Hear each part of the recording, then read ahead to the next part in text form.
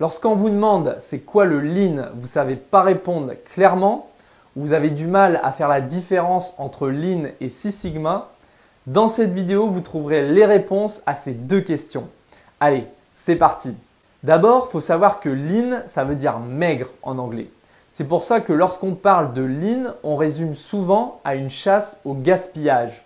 C'est un peu réducteur, mais l'idée, c'est bien de rendre les processus maigres, c'est-à-dire de supprimer tout ce qui est inutile, ce qui n'apporte pas de valeur ajoutée au client. Qu'est-ce que j'entends par valeur ajoutée? C'est tout simplement ce pourquoi le client est prêt à payer. Par exemple, lorsque vous achetez du parfum, qu'est-ce que vous recherchez?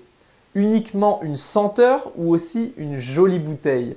Pour certains, l'emballage n'a aucun intérêt. Ça pourrait être simplement un vaporisateur, ça serait tout aussi bien. Donc un beau flacon en verre, pour certains, c'est inutile. C'est de la non-valeur ajoutée parce qu'ils ne sont pas prêts à mettre 15 € en plus pour avoir ce packaging. Et c'est ça la question clé du Lean. Vous devez vous demander qu'est-ce qui est important pour mon client. Et aujourd'hui, je vais vous dévoiler un secret. Pour savoir ce que veulent vos clients, le mieux, c'est tout simplement de leur demander. Mieux vous connaîtrez leurs besoins, mieux vous pourrez concevoir votre produit ou votre service.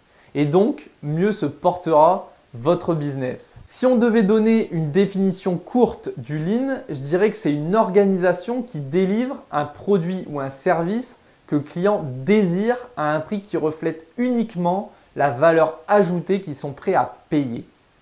La deuxième question qui revient souvent, c'est quelle est la différence entre Lean et Six Sigma? En fait, ils ont tous les deux le même objectif, la satisfaction client. Mais chacun a un levier d'action différent. Le Lean va se concentrer sur la réduction des gaspillages alors que le Six Sigma va être focalisé sur la réduction de la variabilité du processus. Personnellement, je trouve qu'il est plus logique de d'abord faire du Lean pour supprimer l'inutile et ensuite d'appliquer la méthodologie Six Sigma pour améliorer les processus. Parce que travailler sur quelque chose qui ne sert à rien, c'est vraiment perdre son temps. Mais vous, quel est votre avis? Répondez dans les commentaires juste en dessous de la vidéo. Ensuite, Lean et Six Sigma ont chacun leur propre outil qui se complètent parfaitement.